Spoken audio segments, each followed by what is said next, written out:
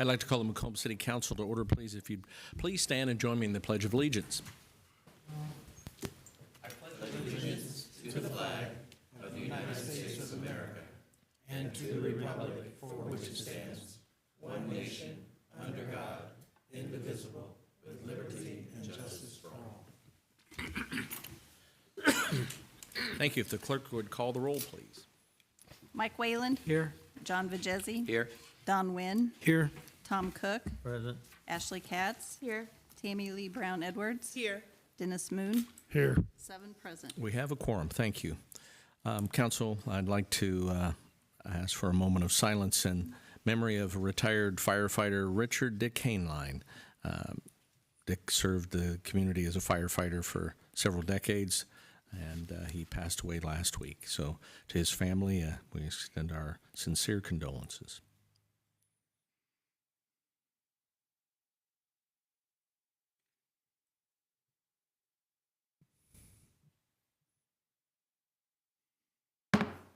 Thank you. I'd like to call a public hearing for an ordinance amending the Macomb Bushnell Enterprise Zone within McDonough County, Illinois. As you're aware, we've recently implemented a tax increment finance district, and this has to do a bit with that. And we have our consultant with us, Mr. Steve Klein. Steve, would you want to kind of give us a very brief overview of what we're trying to accomplish here tonight? He brought the whole book with him. Asking me to be brief is a lesser-known form of torture, but Well, that's not our intent. When the city of Macomb created the downtown 2022 TIF district in October, that was following over a year-long process, which started in July of 2021. We had a public hearing, we met with taxing bodies, went through the statutory procedure, and the city approved, the council approved 3 ordinances that established the TIF district. You approved the plan, you designated the area, and you adopted TIF for the plan in the area. And the city has done what it's supposed to do pursuant to the TIF Act. In tandem with this, then, because a portion of the TIF district overlaps the enterprise zone, there is an additional requirement in both the Enterprise Zone Act as well as in the TIF Act that for any property that is in both an enterprise zone and a TIF district, that the enterprise zone ordinance, if it hasn't already been amended or includes language that describes the relationship that should exist between TIF and enterprise zone, then the enterprise zone ordinance of the municipality that created the TIF district should amend that ordinance to clarify that the new TIF district will be in compliance with the Enterprise Zone Act. And basically, the language is very simple. It's just that for any property that is in an enterprise zone, they are typically eligible for real estate tax abatements, but except for in the case where a property is also in a TIF district, the abatements won't apply.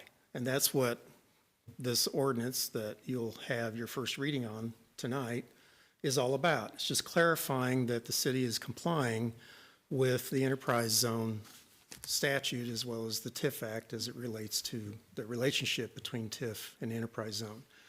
And just as a point of clarification, the Enterprise Zone Act speaks specifically about a technical change that may need to be made to an enterprise zone ordinance by a municipality that is establishing a TIF district under Division 74.4 of the Municipal Code, which is what the city of Macomb did. And only municipalities have the authority under that statute to establish a TIF district. And that statute is what the enterprise zone specifically references, and that's what's in your ordinance tonight as well.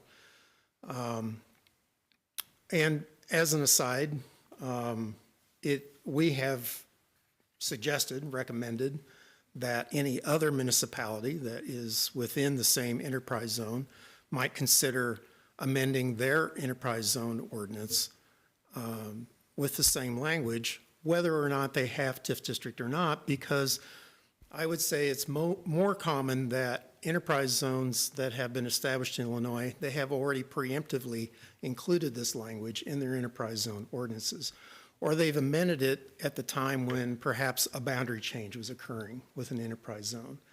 But you're not changing the boundary. There's no adjustments to the enterprise zone area. This is just a technical change for the municipality, for the city of Macomb, to comply with the Enterprise Zone Act. Okay, very good. Thank you, Steve. Appreciate that. You're welcome.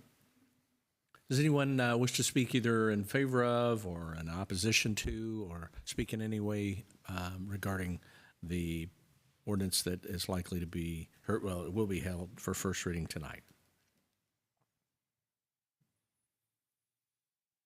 All righty, hearing none, we'll conclude the public hearing. Thank you. Council, before you is a consent agenda and a motion is in order. Move to adopt as published. Second. It's been moved and seconded to adopt the consent agenda as published. Any discussion? Hearing none, roll call, please. Wayland. Aye. Vajezi. Aye. Wynn. Aye. Cook. Aye. Katz. Aye. Brown Edwards. Motion, I'm sorry. Aye. Oh. Moon. Aye. All ayes. Motion carried. Thank you. Citizens wishing to address the city council on matters germane to the agenda for the meeting this evening will be limited to 3 minutes and are asked to be brief and concise in making their remarks. Comments submitted by mail or email will not be read aloud, but a copy will be provided to each member of the council and made a part of the minutes of this meeting. Does anyone wish to speak to the council under the public comment section of tonight's agenda?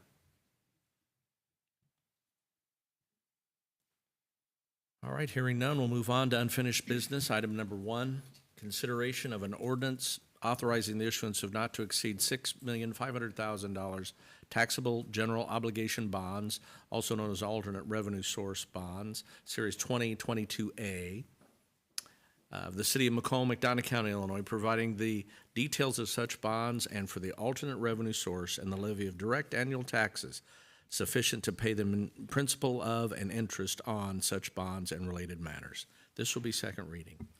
Thank you. The city levies a police protection tax pursuant to the Illinois Municipal Code. Council has determined that it's necessary to issue these bonds in an amount of not more than $6.5 million to fund a portion of the city's unfunded police pension liability. On October 9th, 2022, the city adopted an ordinance authorizing the issuance of the bonds. On October 17th, 2022, a public hearing was held pursuant to the Bond Issuance Notification Act. The bonds would be payable from the pledged revenues and pledged taxes as set forth in the ordinance. If adopted, the ordinance would provide authorization to be issued in the aggregate principal amount not to exceed $6.5 million, taxable general obligation bond, alternate revenue source, Series 2022A. The purpose of the bonds would be to fund the unfunded police pension. The ordinance would also provide a pension budget stabilization fund to receive and disperse the pledged revenues and taxes, and the bonds would be payable from those pledged revenues and would not constitute indebtedness for purposes of statutory debt limitations. Thank you. That'll stand as second reading. Motion is in order. Move to adopt. Second. It's been moved and seconded to adopt. Any discussion? Again, and this is for the police pension fund, correct? All right. All right, hearing no further discussion, roll call, please. Vajezi. Aye. Wynn. Aye. Cook. Aye. Katz. Aye. Brown Edwards. Aye. Moon. Aye. Wayland. Aye. All ayes. Motion carried. Thank you. Item number 2, consideration ordinance authorizing the issuance of not to exceed $10 million taxable general obligation bonds, also known as alternate revenue source bonds, Series 2022B of the City of Macomb, McDonough County, Illinois, providing the details of such bonds and for an alternate revenue source and the levy of direct annual taxes sufficient to pay the principal and interest on such bonds and related matters. This will be second reading. Thank you. This ordinance is virtually identical to the prior ordinance with the exception that it is to provide not to exceed $10 million in bonds to fund a portion of the city's unfunded fire pension liability, funding would be accomplished by borrowing the aggregate principal amount not to exceed $10 million. Funding would be paid, again, from the same pledged revenues and pledged taxes. The ordinance does provide that bonds would be issued in the aggregate principal amount not to exceed $10 million and be designated as taxable General Obligation Bond, Alternate Revenue Source, Series 2022B. Proceeds would be remitted in the same form and fashion as the prior ordinance, and bonds would be payable from the pledged revenues and would not constitute indebtedness for purposes of the statutory debt limitations. Thank you. That'll stand as second reading. Motion is in order. Move to authorize the issuance of the bonds. Second. So moved and seconded to authorize the issuance of the bonds. Any further discussion? Again, this is for the fire pension fund. All right, hearing no further discussion, roll call, please. Wynn, Aye. Cook, Aye. Katz, Aye. Brown Edwards. Aye. Moon, Aye. Wayland, Aye. Bajesi. Aye. All ayes. Motion carried. Thank you. Item number 3, we need a motion to bring this off the table to consider a resolution to terminate the trust agreement for the City of Macomb Health and Welfare Plan. Make a motion to bring this off the table for discussion and action. Second. It's moved and seconded. Any discussion on bringing it on, off the table? Okay, hearing none, all in favor say aye. Aye. Opposed, same sign. Motion carried. So we'd entertain a motion to consider the resolution to terminate the trust agreement for the City of Macomb Health and Welfare Plan. Make a motion to consider the resolution to terminate the trust agreement for the City of Macomb Health and Welfare Plan. Second. Been moved and seconded. Any discussion? Alderman Brown Edwards. Thank you, Your Honor. At our last discussion, when he asked for it to be tabled, we asked for a letter to be provided to show that there wouldn't be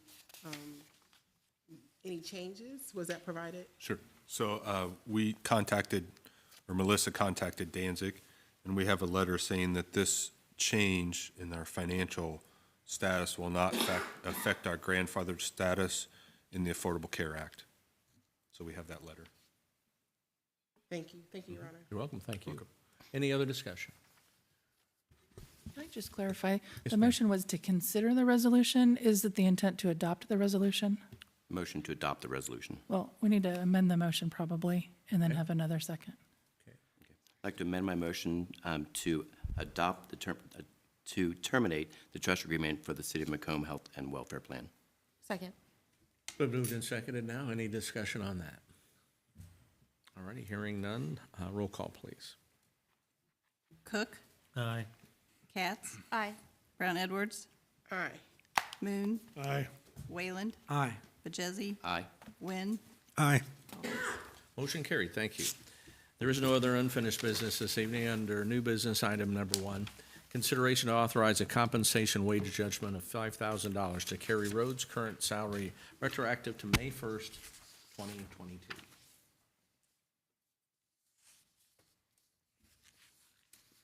We'd entertain a motion for that.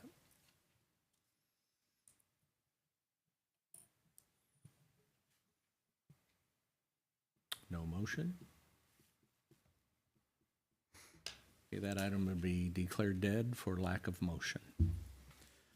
Item number 2, consideration to approve appointing Business Office Director Melissa Worley as the IMRF authorized agent for the City of Macomb effective tomorrow, November 22nd, 2022. There's a memorandum in your packet from the City Administrator.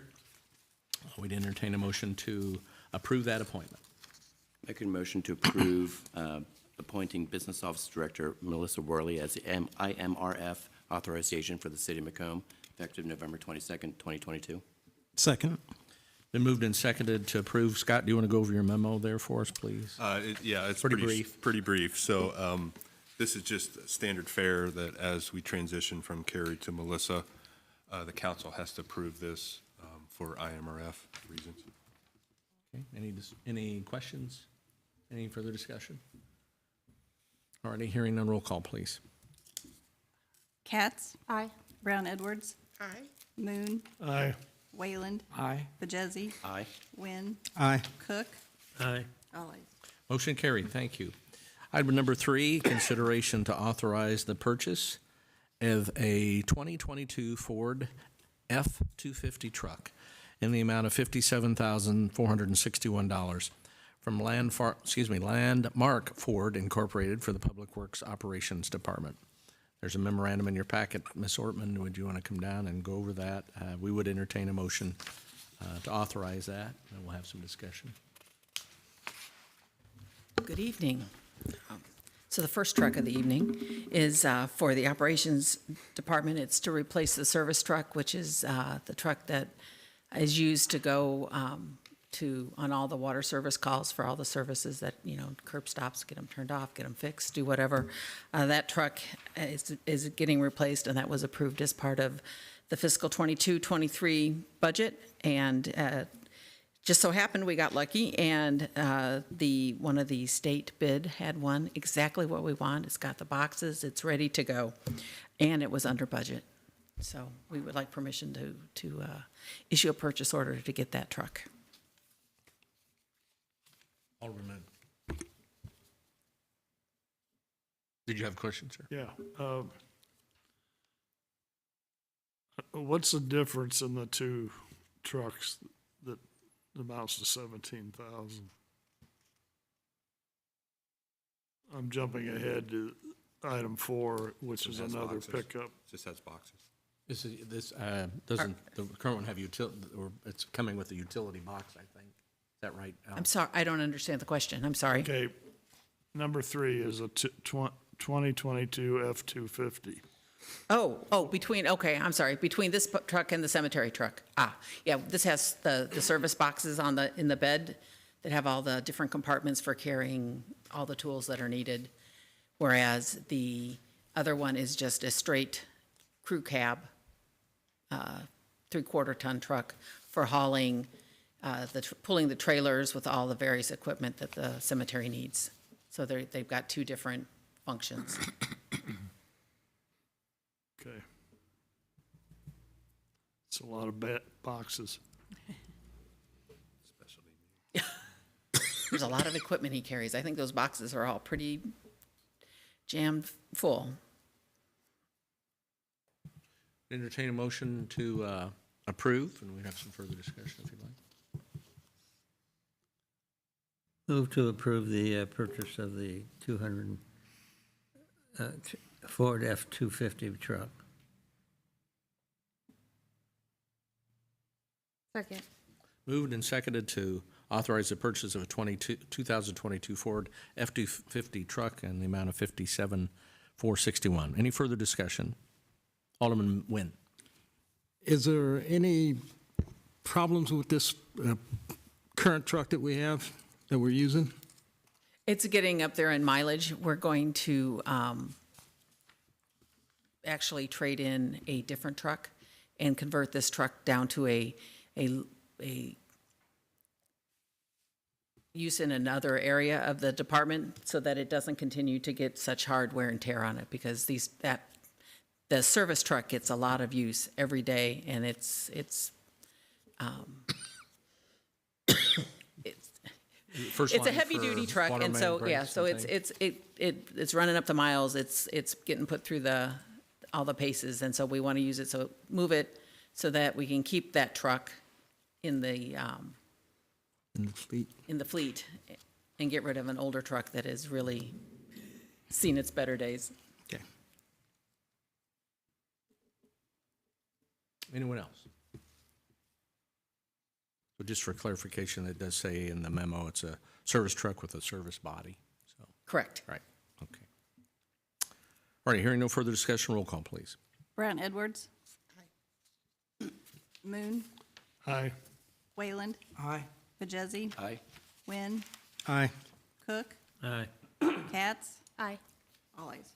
Motion carried. Thank you.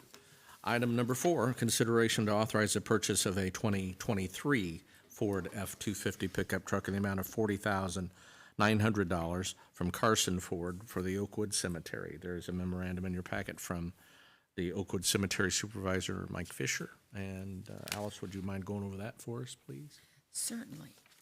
So Mike was also approved to replace a truck that is definitely seen its better days. It's going to need a new transmission, and it doesn't have heat, and there's a lot of stuff wrong with it. So he's kind of milking it through this year until we can get the new truck. So he called another one of the state bid contractors to see if they had a truck on hand, and they do not, and they're not able to get a 3/4 ton crew cab. But they had a 1/4 or a half ton that they wanted to try to sell us. for $40,000, which a half-ton is not bulky enough to do what we need it to do. So he started checking around with other dealers to see what they had. And Woodrum and Carson both are able to place an order for a 3/4 ton crew cab. We won't be paying any money now, and it is quite likely that this money won't actually get expended till the next budget year. But we have to get the order in now in order to get the truck at any time. Okay, thank you, Alice. Alderman Vajezi. Just a quick question. With the lack of chips for vehicles right now, I know it's getting a little bit better. Do you have a projected ETA of when this would arrive to the city? No, No? Okay. no. When Josh ordered his truck, which was just a half-ton regular pickup truck, it took over 8 months to get it. So I imagine this will be a little bit longer.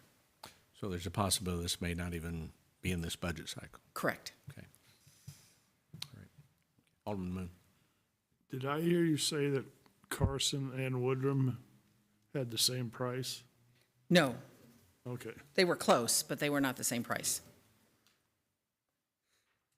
And Carson ended up being the low bid just because they were giving us more of a trade-in value for our truck. For the record, there's about $4,500 difference between the two. Right, and that's all pretty much due to the trade-in. Entertain a motion to authorize the purchase. Make a motion to purchase a 2023 Ford F-250 pickup truck in the amount of $40,900 from Carson Ford for Oakwood Cemetery. Second. It's moved and seconded to authorize the purchase of the truck. Any further discussion? Hearing none, roll call, please. Moon, Aye. Wayland. Aye. Vajezi. Aye. Wynn, Aye. Cook, Aye. Katz, Aye. Brown Edwards. Aye. All ayes. Motion carried. Thank you. Thank you very much. Thank you, Alice. Item number 5, consideration to authorize the purchase of Chamber of Commerce gift certificates for city employees for Christmas in the amount of $30 each. There's a memorandum in your packet from the city administrator, Mr. Coker. Thank you, Mr. Mayor. So this is just approval to proceed with our normal gift certificates for the city employees for $30 each. It'd be about 110 certificates, and this is budgeted, a budgeted expense for us. Thank you. Entertain a motion to approve. Make a motion to purchase the Chamber of Commerce gift certificates for the city employees for Christmas, the amount of $30 each. Second. So moved and seconded to authorize the purchase. Any discussion? Alderman Brown Edwards. Thank you. Mr. Coker, can you tell me if this is for only full-time employees or is this for full-time and current part-time employees as well? Both. Excellent. Thank you, Your Honor. You're welcome. Thank you. Anyone else? All righty, hearing no further discussion, roll call, please. Wayland, Aye. Vajezi. Aye. Wynn, Aye. Cook, Aye. Katz, Aye. Brown Edwards. Aye. Moon, Aye. all ayes. Motion carried. Thank you. Item number 6, consideration to renew the City of Macomb's property, liability, and workman's compensation insurance with Illinois County's Risk Management Trust with Pumo Insurance as a local agent. There's a memorandum in your packet from the city administrator, along with a copy of the renewal for review. Scott, would you give us the details, please? Sure. And I'll ask Chris to come up in a minute, and we'll talk insurance for a few minutes. So, very important thing for us. So Chris brought the renewal to our General Government Committee, so it needs to be renewed for July 1st. It's a very comprehensive coverage for risk management, loss control, public works training, claims management services. And as Chris goes through this pretty quickly, you'll kind of see what it all carries. The coverage did go up around $150,000 overall for a variety of reasons. One main reason is that we're adding transit employees and vehicles. So both the workers' comp for the employees and the vehicles, the buses, Durham covered both of those, that insurance previously. Other reasons our general coverage has gone up is just changes in law enforcement and what's going on in America these days, increased cyber liability, just generally workers' comp has gone up, and our city properties are just valued more. So all that is covered by this insurance. So also, when we were discussing this in general government, in my last paragraph there, as Chris goes through the coverages, you'll see that we have a $7 million excess liability coverage for several of our different coverages. The committee asked that we increase that, and he came back with options for 7, 8, 9, or, we have 7, so 8, 9, or 10 million excess liability. And the mayor and I discussed, and I had some consensus from some of the committee members to recommend 9 million in additional excess liability coverage, which is $8,151 in premium. So our total premium for the city will be $728,077. So Chris, if you want to come up and just kind of go through real quickly the coverages that we have under this, unless anyone else has any questions for me. Okay. Thank you all. First of all, I'd like to say thank you. We're proud to be the broker partner of City of Macomb. And I will try and keep all the proposals long. I'll try and keep it a little bit brief for you. So if we start off and just open up our booklet into about ICRMT, Illinois Counties Risk Management Trust is a pool of Illinois public entities that has developed this coverage program solely for Illinois public entities. Been around since 1983 and really just knows your space and knows how to put the coverage together that a city needs. I would point out there's 425 plus members, a 97% retention rate, and it's not a small program at 100 plus million in any given year. If we go over to page 4, risk management and loss control services, I could go on here for a while, but really we have a dedicated risk manager for City of Macomb.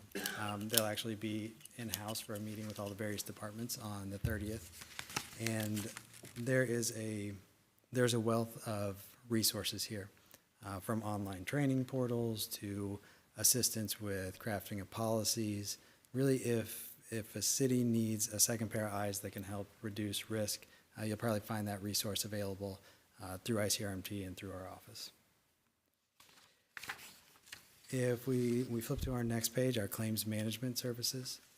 So what the takeaway from here is that these folks work only in this program, and we have a dedicated risk or a dedicated claims adjuster approach. So that means we're not handled by a team where it's somebody different all the time. There's a few different specific types of claims, and we have one adjuster that will handle those things through and through for us. So consistency. ICRMT features and benefits over on the next page. Again, the list is long, but a couple of things that I would highlight to you is that the ICRMT program is non-assessable. So that means the program could never come back to you and ask for more money if things sort of went south for them. We have things like open door legal consultation, specialized risk management services, and really just a variety of things that are available. Under who's an insured, this is designed for you. So this is really any employee of the city, a volunteer, an unpaid worker, board members, commissioners, trustees, council persons. Really, if they're coming into contact with the City of Macomb and doing business on behalf of or working in furtherance of the City of Macomb, they can enjoy the full weight of your insurance program behind you. If we step over into our next page, general liability. So each one of these liability sections, this will be kind of the basic layer, and then we'll take excess liability and go over the top of that, which will be kind of at the close of things. So general liability, $1 million in any one claim, $3 million in any one policy year is available. And again, your volunteers are covered for the things that might arise from their activities, really just a very broad coverage here. Our next page over, violent event response coverage. This again, you won't find many places, but if we were to have an unfortunate incident in the city, like a mass shooter event, nothing will make that better, but having some funding to kind of deal with that issue would be good. So there's $500,000 available from the insurance program to deal with that in a variety of different ways. If we move to our next page, which is page 10, we've got law enforcement liability. So $1 million available in any one claim, $3 million in any one policy year.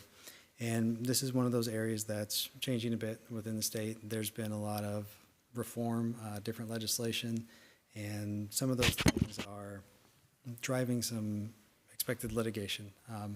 There's going to be new standards. Police are open in different ways. Juries are awarding different sizes of verdicts. And so those way things are going to ultimately make their way down into the law enforcement liability costs. If we step over to auto liability and physical damage, with the addition of transit, this section has seen a very large change year over year. We've got $1 million available in any one claim, and then we'll take that $9 million and go over the top of that. And if we just look down to maybe our number of vehicles, you know, with the transit vehicles, we're looking at having 124. That's 39 more than were in the schedule last year before this addition. And our total vehicle value has come up right along with those vehicles. You know, they're everything from the small minivan to the very large municipal bus. If we want to jump to our next page, public officials liability. So we've got $1 million in any one claim available here, and then a couple of subsections. We've got employment practices, which we find out of this section, employee benefits liability, and really just, you know, some other items are included as well. You know, if there's allegations of discrimination, wrongful termination, items like that would be included out of the public officials section. And then as we take our next step into excess liability, so what you see before you is you've got the kind of the four major coverage parts: general liability, law enforcement, auto liability, and public officials. One of the key takeaways here is that each one of these excess limits that you see is independent of the others. So you can potentially access, you know, that 7 or 9 million for a general liability claim. And that would not take away from what's available for a law enforcement claim. That would not take away from what's available from an auto liability claim or from a public officials claim. So if we were to go to the 9 million, you could think of really having about $10 million available in each one of these coverage parts. You know, really something to think about with the addition of those large buses and the number of people that you'll be transporting, you know, going forward into the new year.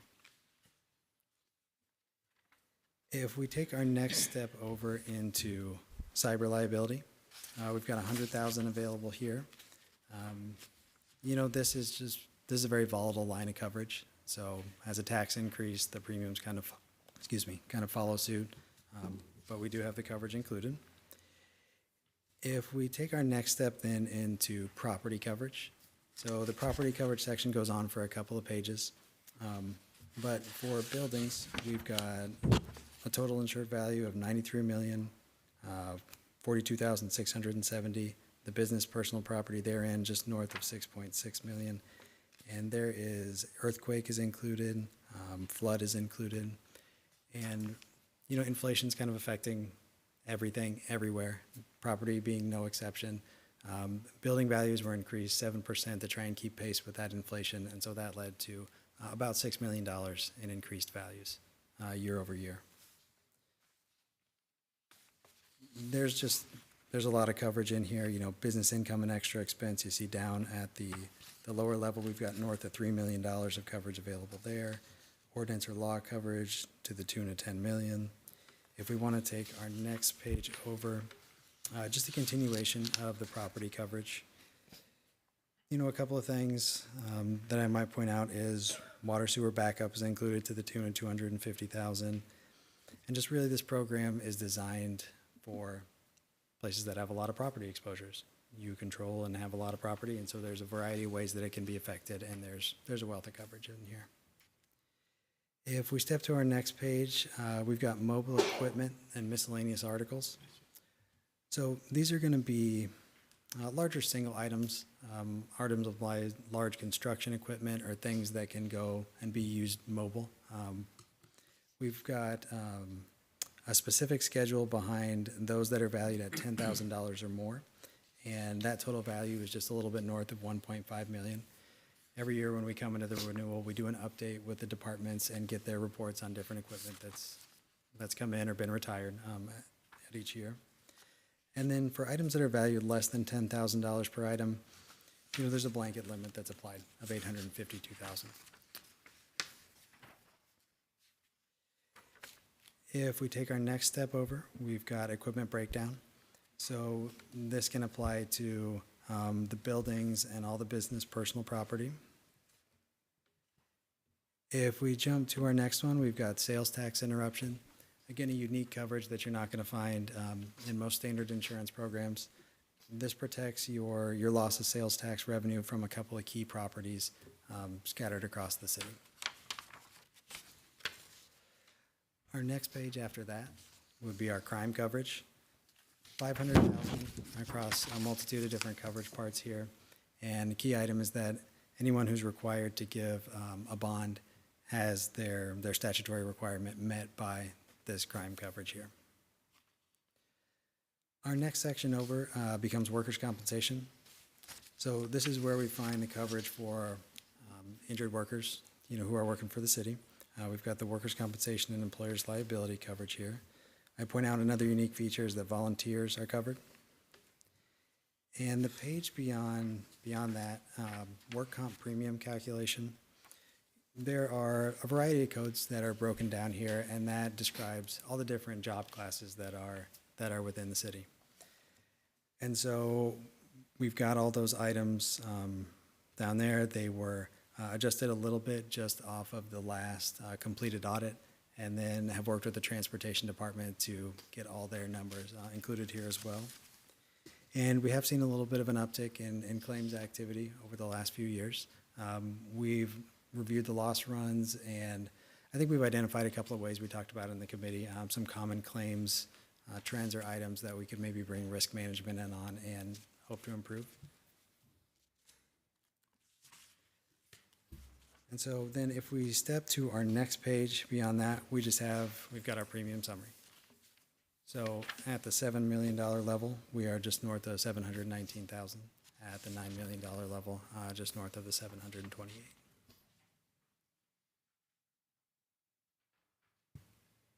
I could talk longer about insurance, but I'm not sure you guys want me to. Please, maybe for next time.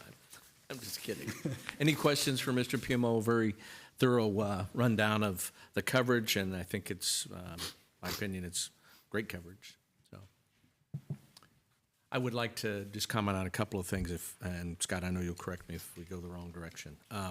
First, just for clarification, this is for policy year that starts December 1st this year and goes through December 1st of '23.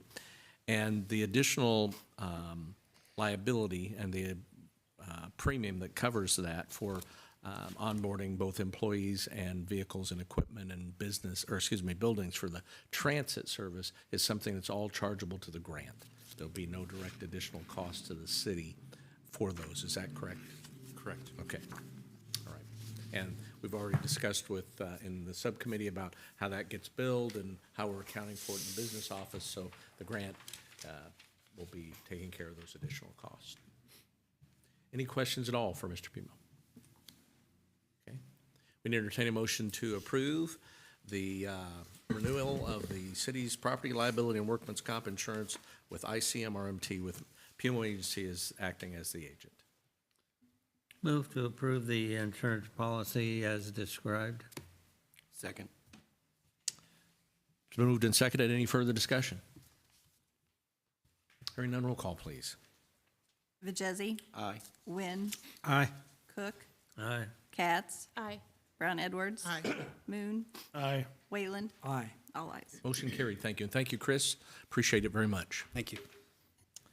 Item number 7, consideration of an ordinance amending the Macomb Bushnell Enterprise Zone within McDonough County, Illinois. This will be first reading. Thank you. Pursuant to the Illinois Enterprise Zone Act, the city passed ordinance 14-41 on November 4th, 2014, establishing the Macomb Bushnell Enterprise Zone.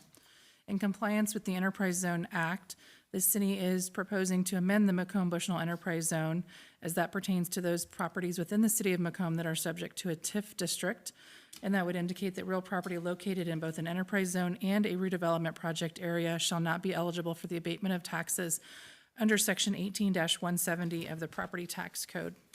If adopted, the ordinance would provide an amendment to the enterprise zone ordinance indicating that there would be no abatement as previously mentioned. Upon approval of the ordinance, request would be made to the Illinois Department of Commerce and Economic Opportunity to certify that ordinance.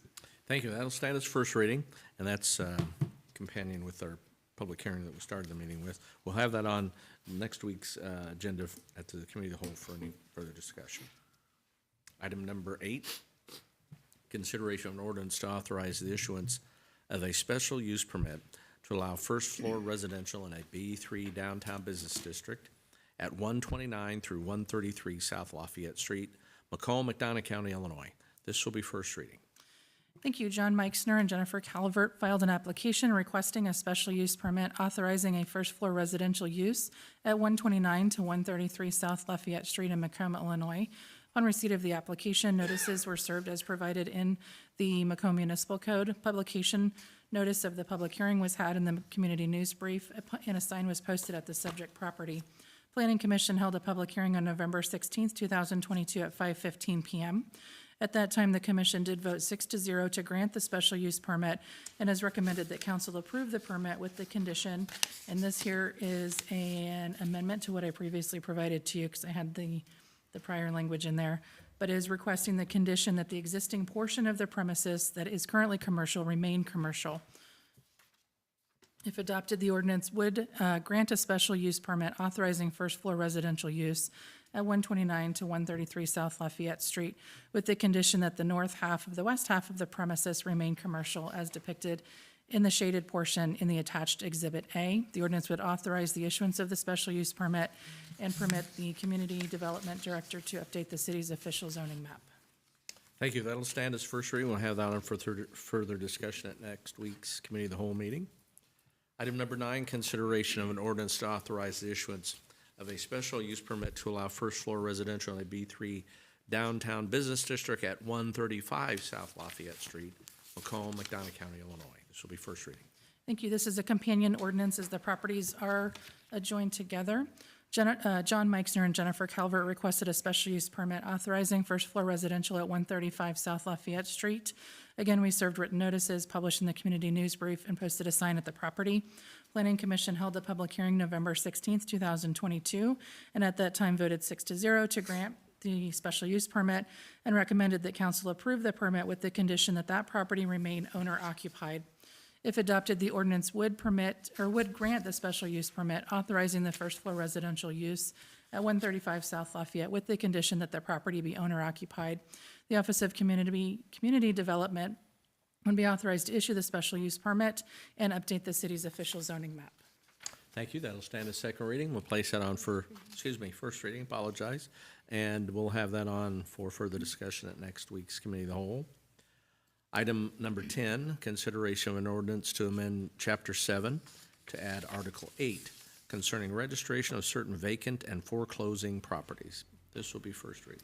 Thank you. This is an ordinance that is being presented with the concurrence of the Planning Commission.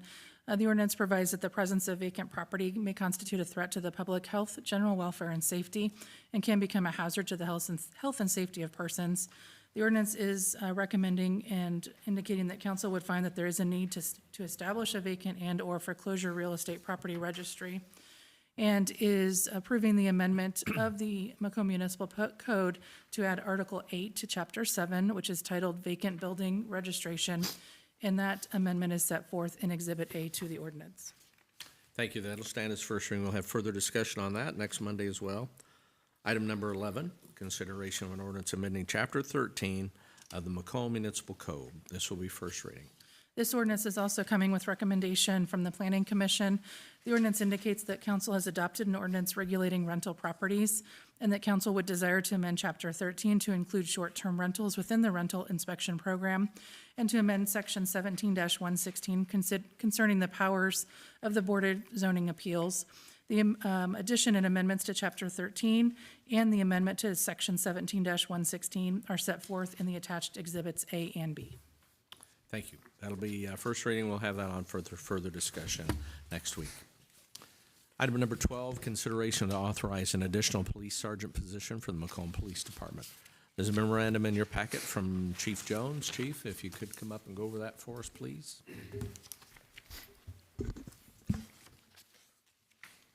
Good evening. I stand before you to request an additional police sergeant position to be generated at the Macomb City Police Department. Currently, there are 2 full merit rank sergeants serving in the patrol division, along with a full ranked lieutenant that's also serving in the patrol division. The platoons, which consist of 4 total, allows for 4 supervisors. Under the current structure, 2 lieutenants and 2 sergeants. The Macomb Police Department recently tested for lieutenant, as there was an opening, or should I say there is an opening for lieutenant at this time. We tested in September of 2022, this year, and for the individuals that did test at the rank of sergeant, both went through the interview process per the Fire and Police Commission rules, and ultimately declined the promotion due to a lack of interest. What I'm requesting for in lieu of promoting a lieutenant at this time is to keep that position available to hopefully be filled in the future. However, to fill the vacant supervisory position with a merit-ranked sergeant at this time. This will allow for each platoon leader to be in merit-ranked positions ultimately at the Macomb Police Department, which will primarily consist of sergeants and 1 lieutenant under the current structure until said position could potentially be filled in the future at the rank of lieutenant. Important to note, I wanted you all to know that this will not increase the department head count at the Macomb City Police Department. And I will respectfully yield for any questions that you may have. Any questions for the chief? All righty, we'd entertain a motion to approve. Move to approve. Second. It's moved and seconded to authorize the additional police sergeant position. Any further discussion? Hearing none, roll call, please. Wynn, Aye. Cook, Aye. Katz. Aye. Brown Edwards. Aye. Moon, Aye. Wayland, Aye. Vajezzi, Abstain. all ayes. Motion carried. Thank you. Thank you, Chief. Appreciate it. There is no other new business this evening. Any committee reports? Hearing none. Aldermanic reports. Alderman Moon. No report. Thank you, sir. Alderman Brown Edwards. Thank you, Your Honor. I just want to wish everyone a happy and safe Thanksgiving. Very good. Thank you. Alderman Katz. No report. Alderman Cook. No report, Your Honor. Thank you. And thank you, Alderman Katz. Sorry, didn't mean to say not thank you. Alderman Wynn. No report, Your Honor. Okay, sir. Alderman Vajezzi. No report, Your Honor. Thank you. Alderman Wayland. No report, Your Honor. Thank you. Madam Falk, Madam Clerk, do you have anything? Okay. Ms. Scout? Thank you. Okay. Mr. Coker? No report, Your Honor. Okay, just briefly, we'd like to wish everyone a happy Thanksgiving and anticipation of what will be coming after Thanksgiving is for everyone's concern. We'd like to invite everybody downtown for Small Business Saturday, this Saturday, encouraging you to shop downtown, shop local, shop small, and then please join us in Chandler Park at 5 p.m. on Saturday evening for the official holiday lighting ceremony. We'll throw the switch and we'll Chandler Park will come to life bright and beautiful. So I would like to call an executive session to consider information relative to the selection of a person to fill a public office, including a vacancy in a public office or the discipline, performance, or removal of the occupant of a public office pursuant to Section 2C3 of the Open Meetings Act. Make a motion to go to executive session. Second. Moved and seconded to go into executive session. Any discussion? Hearing none, roll call, please. Cook, Aye. Katz. Aye. Brown Edwards. Aye. Moon, Aye. Wayland, Aye. Vajezzi, Aye. Wynn, Aye. all ayes. Motion carried. Thank you. For the media, will take just a few minutes. There'll be nothing coming out of tonight's executive session.